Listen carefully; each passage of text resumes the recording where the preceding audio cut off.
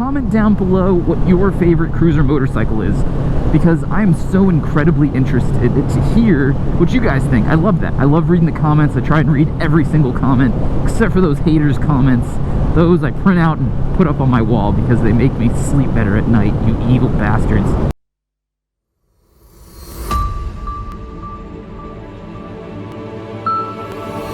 Yo, what is up guys, DukeOfDC here. Welcome to another video.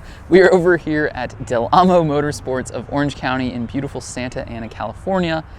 Huge shout out to them. They have provided me with some fantastic bikes. I'm going to link them in the description down below. As always, this video is brought to you by Rollick. Rollick is a company connecting consumers like you and me to a network of certified dealers like Del Amo Motorsports to provide the most transparent buying experience when it comes to ATVs, side-by-sides, RVs, and of course motorcycles like this beautiful 2020 Kawasaki Vulcan S. So, I've ridden the 2019. It was actually one of my favorite motorcycles of 2019. I definitely didn't think I was going to like it. This is not something I would traditionally ride, but it was comfortable, it was smooth, the power delivery was fantastic, and at the end of the day, I came off this thing grinning ear to ear, which is basically what you need to be doing when you're riding a motorcycle. So first and foremost, how much does it cost? Well, there are two different prices for the ABS and non-ABS models, $7,100 and $7,500. I also think that it's a gorgeous motorcycle. It's incredibly long, it's so smooth, the power delivery is out of this world. In the powerhouse, we have a 649cc liquid-cooled twin producing 61 horsepower and 46 pound-feet of torque, with an estimated top speed of 120 miles per hour. Now, if those numbers sound familiar, it's because this is a 650 that, although is specific to the Vulcan, comes out of something like the Ninja 650. The R&D for it is very, very similar, so you're gonna get a lot of the same when you come to this motorcycle. Now, as you can see, this is not a sports bike. This is more of a cruising-oriented bike. Breaking down some of the components of this motorcycle, in the front here you have non-adjustable suspension, in the rear you have adjustability for preload. You've got Nissan brakes in the front and rear, single disc on both. It's something to take note of, although the stopping power for this motorcycle I've never had an issue with. In the front here you have an analog tachometer with a digital speedometer, nothing too crazy up in the front. It's kind of where you're going to start seeing some of the cost savings. For different variations of motorcycles, I have noticed that they meet that price point in various ways. So on sports bikes, maybe it's with suspension. On cruiser bikes, where they have this beautiful kind of illustrious aesthetic design, it can be in things like instrument clusters and how the braking and suspension is done as well. Something I never mention on motorcycles, but I think that this one definitely warrants it. It has an overall length of 90.9 inches. That's crazy. It's super, super long. The wheelbase is equally long. It's gonna give you some different types of turn-in feel than a sports bike, that's for sure. It's gonna be a little bit more lethargic, but this is still a motorcycle you can get out there and cruise on. We have a 3.7 gallon gas tank and a 27.8 inch seat height. Again, 5'9", 30 inch inseam. This thing is going to be, yeah, a breeze. Forward controls, so it is meant for comfort. It's definitely got that cruiser styling to it, and it comes in at a 498.3 pound curb weight. So sub 500 pounds for a cruiser that's producing 61 horsepower, 46 pound-feet of torque. It's a pretty awesome motorcycle. And maybe you can see why the 2019 variant of this bike was one of my favorites from last year. So without further ado, let's take it for a spin, see how she gets along. Okay, real quick, side of the road here, because I know people will get mad at me for not doing this. That's what the exhaust sounds like, yeah? Pretty dang good out here in the canyons. Oh yeah, Kawasaki 2020 Vulcan S, 649 cc's of gut-wrenching power. No, seriously though, 649 cc's of really fantastic usable power. Can you believe we are in Southern California and it's raining? This feels sacrilege. I'll tell you what, this is one of my favorite motorcycles. I think it's so incredibly smooth.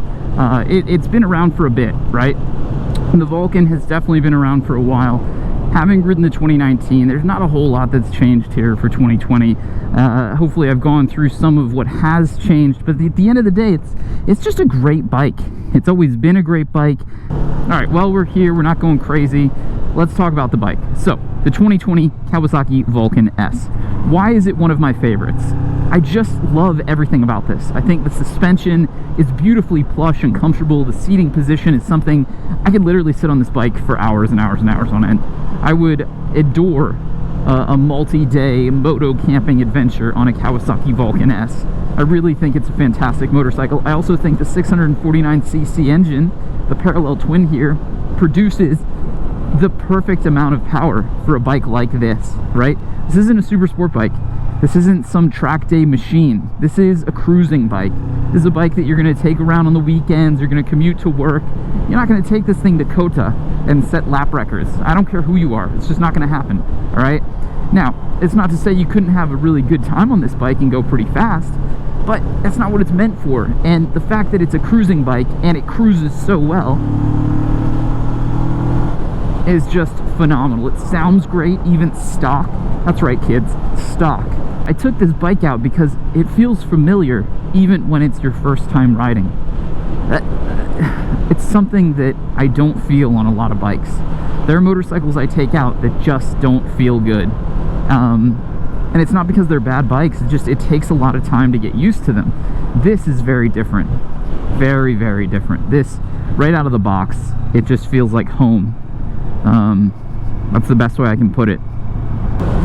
Yeah, this is it's one of the most comfortable machines that I've ever ridden. I think that it has so much going for it. The price point is on point. The suspension, yeah, I'd love adjustability. I'd love some maybe stiffness in it. It is a very, very cushy suspension. I mean, it is definitely built for cruising and almost nothing else.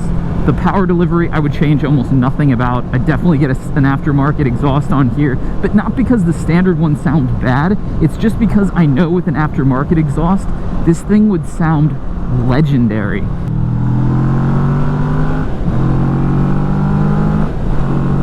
That is just so good. It sounds so good. Wow, this person's going like 70. Nice. Nice. Welcome to Southern California. It cruises in 6th gear with ease. It's about 4,500 RPM. There's absolutely no vibration from the twin in my arms, hands. I know it sounds like it. These roads are a little bit bumpy, but that's not from the engine. I feel a little bit in my butt. However, it's not annoying. The seat is super, super plush, and I love the seats on cruisers that have that little lip in the rear that kind of holds you. I'm into it. I'm sold. I love this. This is very nice. This makes me think I should like build out some sort of a cruiser sporty hybrid. I think that would be great for me. Wunderbar, as they say. Wunderbar. Man, I'm excited to be out here. Look at this. I'm riding in the canyons of Southern California. Kids, when you believe in yourself, when you work hard, dreams come true. Turning feels good. It's soft. It's not going to turn in like a sport bike, but it turns in just fine. The Kawasaki Vulcan S is a buy. I love this motorcycle. I honestly do. I think it's one of the best cruiser bikes I've ever ridden. I don't care that it's a Japanese cruiser. I know that there's, you know, potentially a stigma against them not being traditional American cruisers like Indian or Harley Davidson, but it's a great motorcycle. And at the end of the day, isn't that all you're looking for? Is a fantastic motorcycle that is going to make you smile ear to ear, that is going to take you from point A to point B, and you're not going to feel like you're just commuting. You're going to feel like you're having an experience. It's not just a motorcycle. It makes you feel a certain way. It's got this beautiful confidence to it. The suspension is so comfortable. The seat is so comfortable. The power is so abundant. The sound is perfect. Even stock, I can't even imagine what this would sound like with the proper set of pipes. For sub $8,000, this is it, man. Thank you guys so much for watching. As always, Del Amo and Rollick are going to be linked in the description down below. I cannot thank both of them enough. Seriously, I wouldn't be out here without either of them. So check them both out, especially if you're in the Southern California area looking for a Kawasaki Vulcan S, then Del Amo is the dealership to go to. If you are not from Southern California and you're looking for one of these motorcycles, please go to that first link in the description for GoRollick.com and see if you can't find a deal for you. As always, like this video if you enjoyed it, subscribe for more ooey gooey content, and as always guys, hey, I'll see you on the next one. Peace.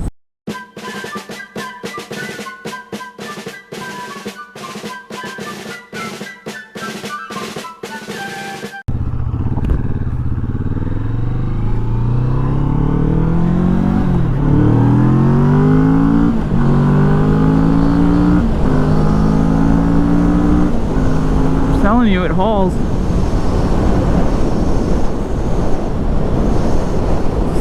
Sweet Jesus. When E is blinking, you should probably go home.